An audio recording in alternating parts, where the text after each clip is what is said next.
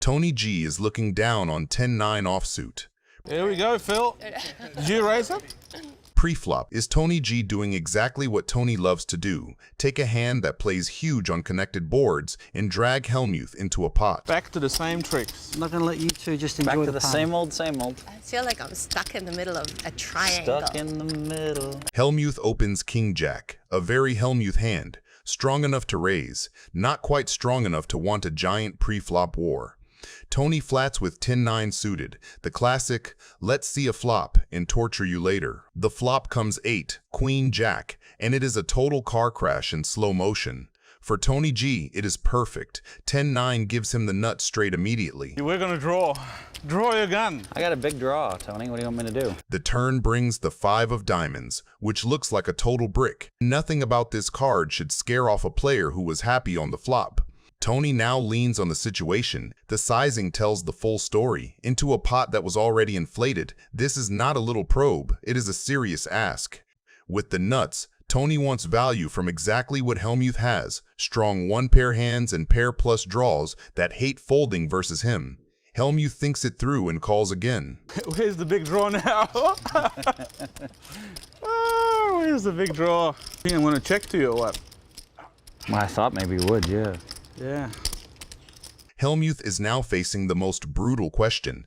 Do you really think I am the kind of guy who triple barrels this size with nothing on this board after you called twice? Or if Tony ever gives up his bluffs on earlier streets, which he often does when met with resistance, then this river bet becomes heavily weighted toward value.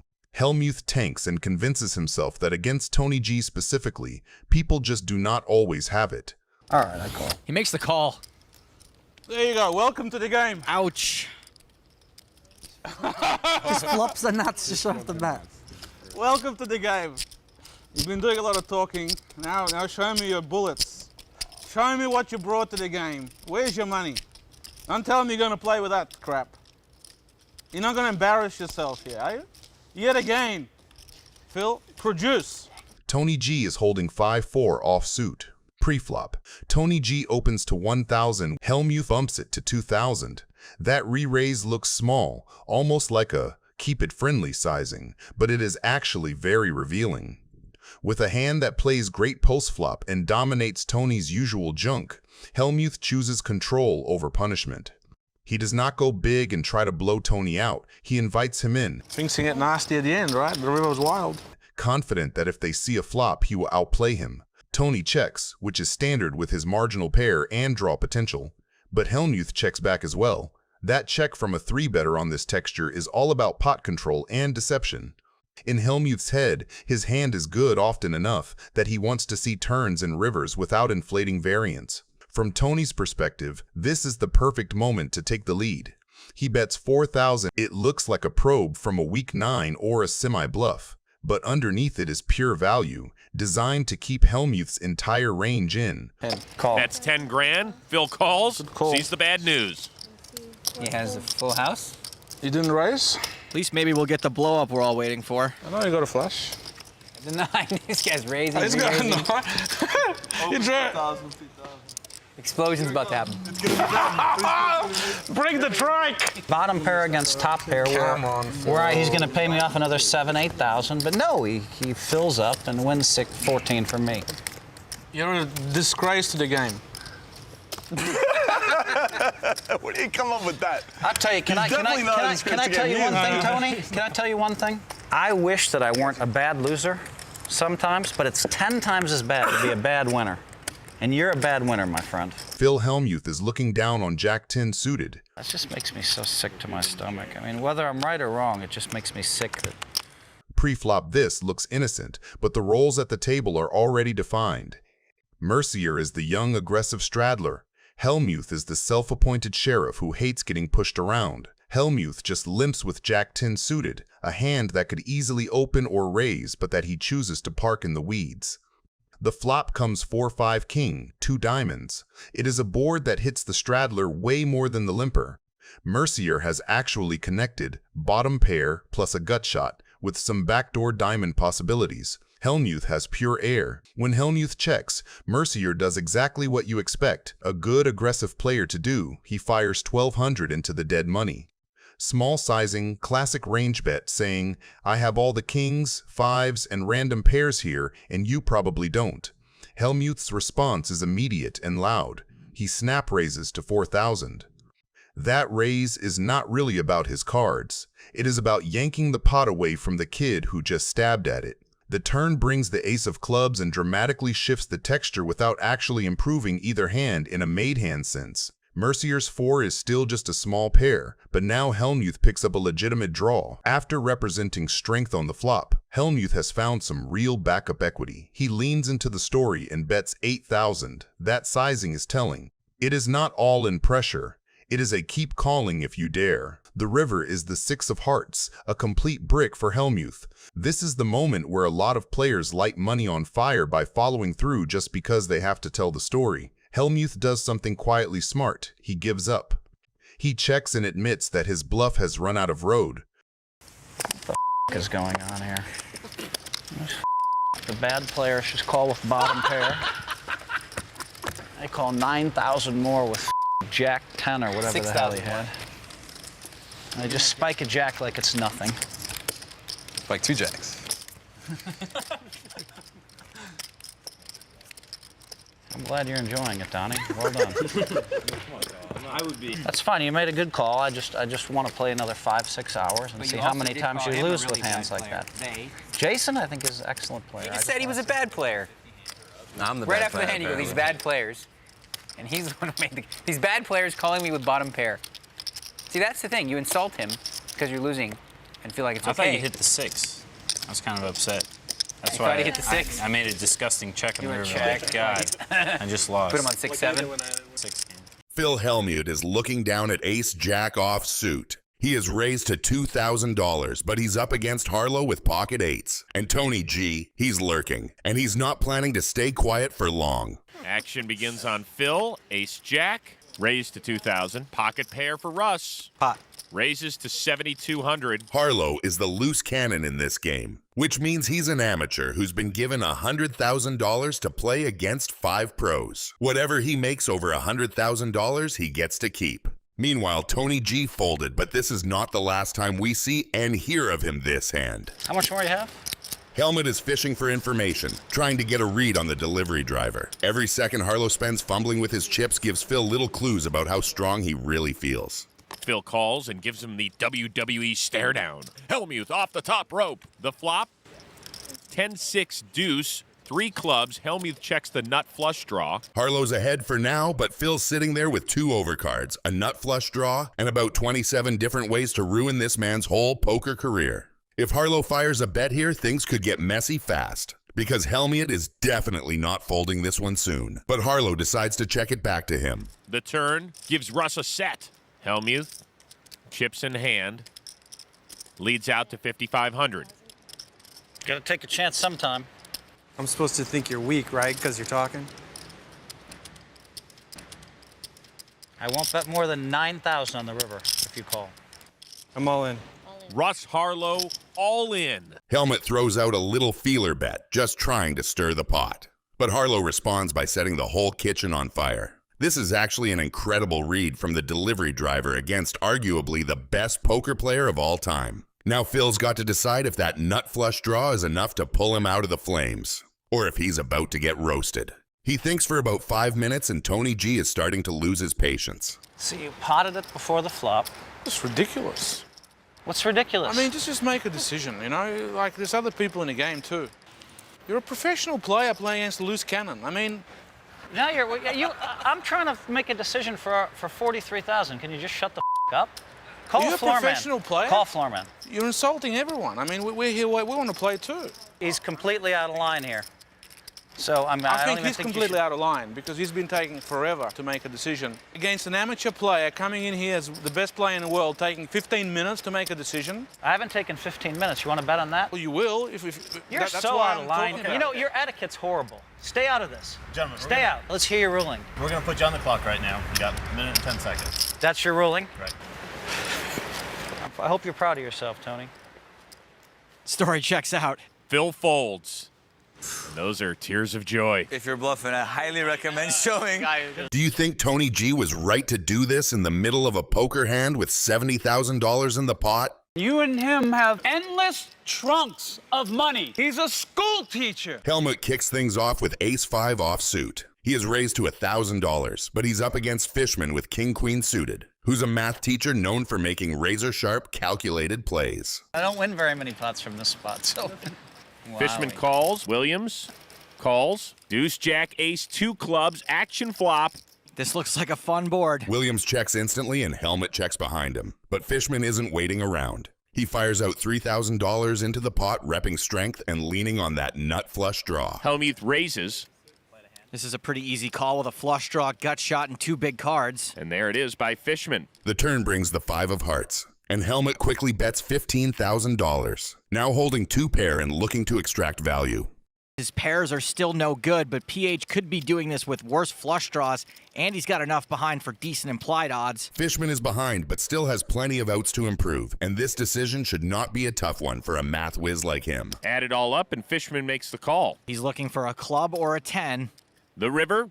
There's the 10 completing the straight. Fishman tries to keep a stone-cold face as he watches the river give him the nuts. Action on Hellmuth. 23,600. His bet is an attempt to build the pot, but Fishman with the nuts is going to try to include some serious acting. 23,600 into a $45,000 pot.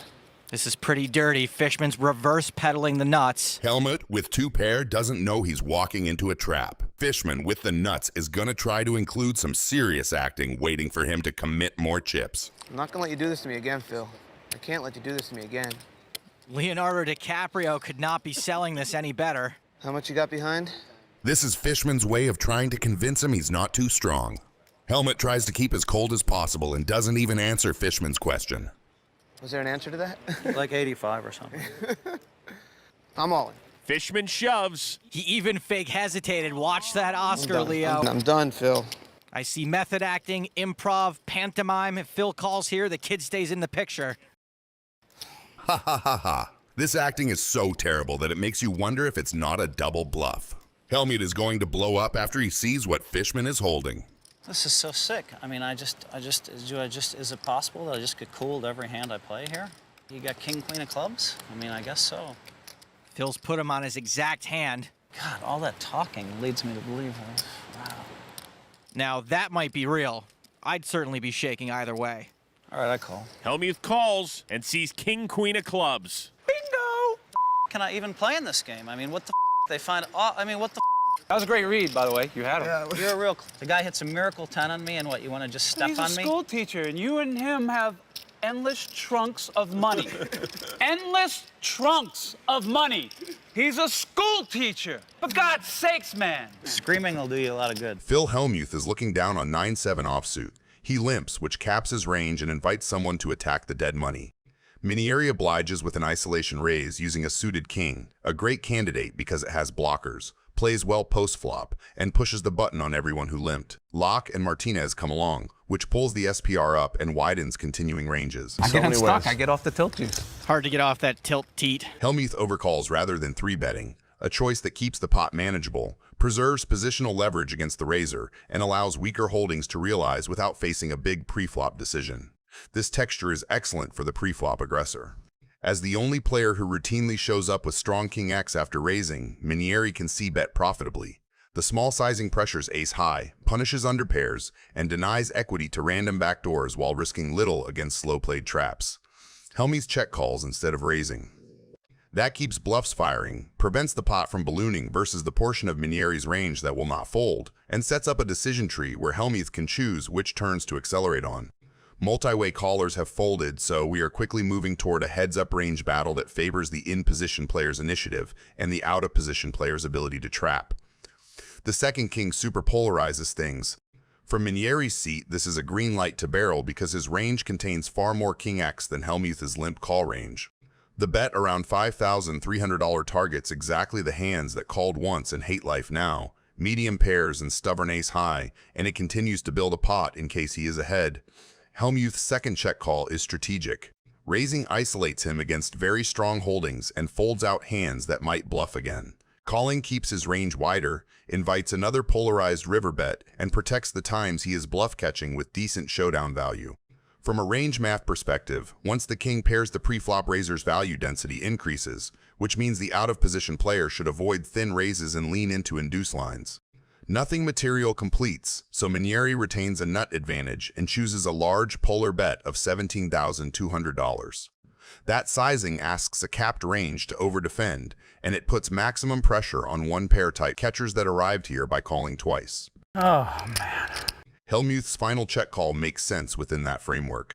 He beats all the natural stabs that gave up drawing equity on the turn. It's just unreal what happens to me at this place. I mean, I'm just so sick of it, you know? I mean, I had the best hand of chart, I had the best hand on the river. I mean, what the is going on in this place? They do me kings versus queens, How do you call it? I always trips. take a bluff. I only wait for the nuts. Daniel Negreanu is about to play 6 deuce suited. Phil Hellmuth opens to 800 with king 10 offsuit, the kind of loose early raise he uses to test the waters and try to play pots post-flop. Negreanu immediately leans on it, re-raising to 3,600. With 6-2 suited, this is not about raw card strength. It is about punishing Phil's wide open, isolating the weakest range at the table, and taking the betting lead in position. Who lost the last pot? Doyle Brunson cold calls with pocket jacks, a classic trap that keeps worse hands in and avoids turning his medium-high pair into a bluff catcher against a 4-bet. Getting the price and curious to navigate post-flop, Phil comes along. That is a very Negreanu result. His pre-flop 3-bet range contains plenty of big queens, overpairs, and high card backdoors, so checking back keeps his range wide and ambiguous while realizing equity with his suited wheel trash. It also invites Phil to fire turns from out of position and forces Doyle to reveal how comfortable he is with jacks on a coordinated board. When Negreanu declines to c-bet, he preserves the option to attack later streets if either opponent betrays weakness with sizing or timing. The turn is the 4 of spades, a deceptively important card. It adds real backdoor flush pressure while also nudging straight grids like 3-6 into view. Phil leads 7,000 into about 19,000, a classic mid-sizing that tries to win the pot before the board becomes scarier.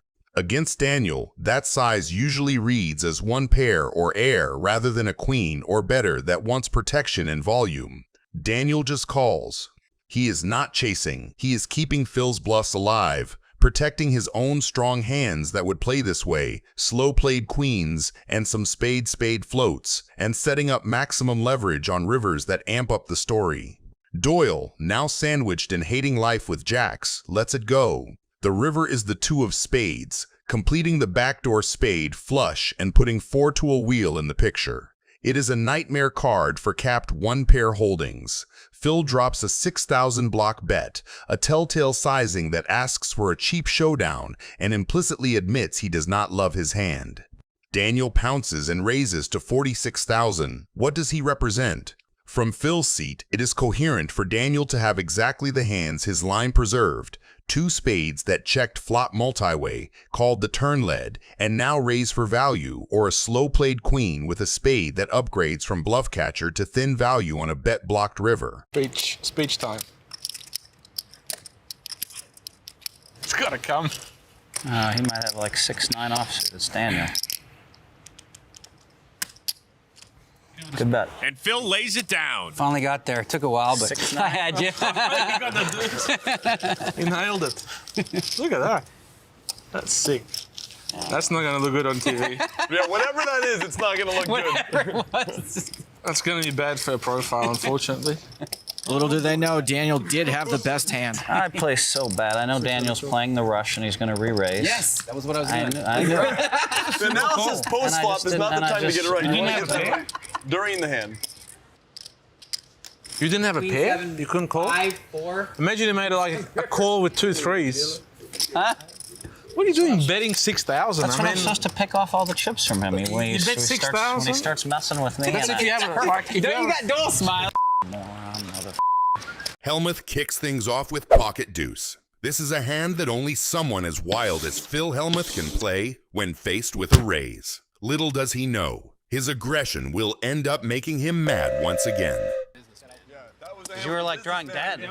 Right after making the call, Hellmuth plays one of his special cards. Complete shithousery. He directly calls out his opponent for drawing dead and bluffing him. Let's see if it will work out. Perkins completely unbothered by Hellmuth's antics calls with 8-4 suited. I guess these must be his lucky numbers, or else I don't see a reason why he would go three-way with these cards. The flop is here, and oh boy, does it deliver some drama. We have 5 with 2 jacks. Now it can be anyone's game. Let's see what Hellmuth will do here. With Perkins and Williams both showing weakness with their checks, Hellmuth will want to take control of the pot. To do that, he instantly fires a bet for $4,000.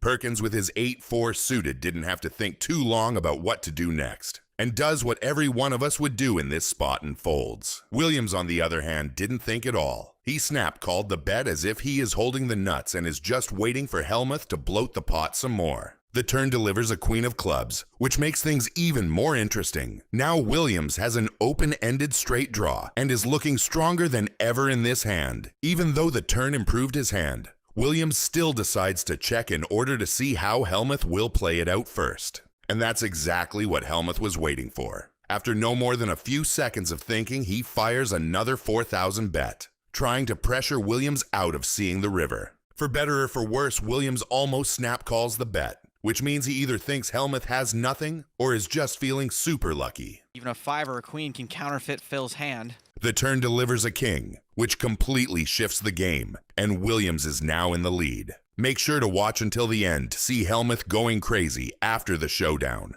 King.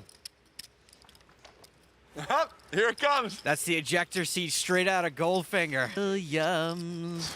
Moron, mother. Phil Hellmuth is looking down on pocket nines. He is mostly up against celebrities, but even in those situations, people find ways to make him tilt, and Mr. Beast won't be an exception. Now he picks up the hand that won him his first World Series of Poker main event. As we could have all expected, having amateurs on the table doesn't make things go fast, and people are more likely to play with random hands, as we can see by the many limpers. Slime takes things into his own hands, though, and raises to $2,400. That gets snap called by Mr. Beast, and after some weird shenanigans from XQC, 3 betted by him with ace-deuce offsuit. Mr. Beast with 150 in front of him, so... $1.3 million retail, like 450 in inventory. The what? I just told the story like 3 times. He lost a shit ton of money by tweeting out, I'm going to give people free chocolate who like this tweet. Oh, yeah. Now we can observe XQC looking for the jack somewhere below the table, but as he can't find it, he decides to check, which is followed by a unison check around the table until Mr. Beast does this. Well, you're right, 10. 10,000. I don't know what Mr. Beast has, but based on what else everybody else has... Let me know in the comments, what is your guess for Mr. Beast's cards? Phil's gonna call anyway, with 9s. Not a believer. The turn brings the 8 of diamonds, which I don't really know how to feel about. Not knowing Mr. Beast's cards, he might have a straight or a flush draw, and I bet Phil Hellmuth is getting more and more heated with those pocket 9s. After you see Phil Hellmuth's blow up, make sure to rate it in the comments from 1 to 10 of how crazy it was on the Brat scale. He has probably something good, and he wants me to bet. But I kind of want him to bet as well, so it's fine. What's your call and you bet? 25. You make 2 pair? 10-3? All right, that counts. Okay. I mean, I have a queen, so you probably have a king. You got a queen? You got me. Yeah. Queen of hearts, 5 of hearts. It's like impossible that I could ever be losing in this game. The man just bet a queen. You do that for a living? I called 5,000 under the fucking gun. I gotta have 9s or above, and he bet a queen 5 for value on the river. You're just not believable anymore, okay? Stop. Hellmuth kicks things off with pocket kings. He was getting a bad beat after bad beat on this table, so now his fortunes seem to be turning around. Hellmuth with kings now? Well, he's lipped it a bunch. Let's see if he keeps it balanced. Hey, come on, just min-raise he's gonna raise it. Oh my God, Raise it up to 8. After 3 folds, we reach Chamath with his king 4 suited. It must be his lucky hand or something, because he will call Hellmuth's bet. Unfortunately for him, though, Stanley, who is looking down on these juicy queens, is going to. Raise it. 5,200. There's the 3 bet. Just a call from Phil. No 4 bet. Getting the other people out. That's going to bring Keating in, I'm sure it does. Hellmuth is probably silently screaming from happiness on the inside. This 3-bet is perfect for him, and he snap calls it. The real question is, why would Keating and Chamath pay this steep price with such marginal hands? But that, I will leave to you, the viewer. The flop comes 8-7-8 rainbow. It might not be perfect because sometimes pair of 7s or 8s gets through this 3-bet to see the flop. But Hellmuth should be reasonably happy with how it turned out for now. Stanley bets $5,000 again. And this time out, only Hellmuth will make the call, with Keating and Chamath finally taking the smart and right option of folding those weak hands. And the queen on the turn. Oh, we're going to see some steam. Gentlemen, I can officially attest to the fact that Hellmuth is probably the unluckiest player I have ever seen. This queen is about to wipe the calmness off of Hellmuth's face. The only question left is, will Choi play it so he extracts maximum value plus a bonus of Hellmuth's rage at the end? Bet 21. All right, 21,000. Wow.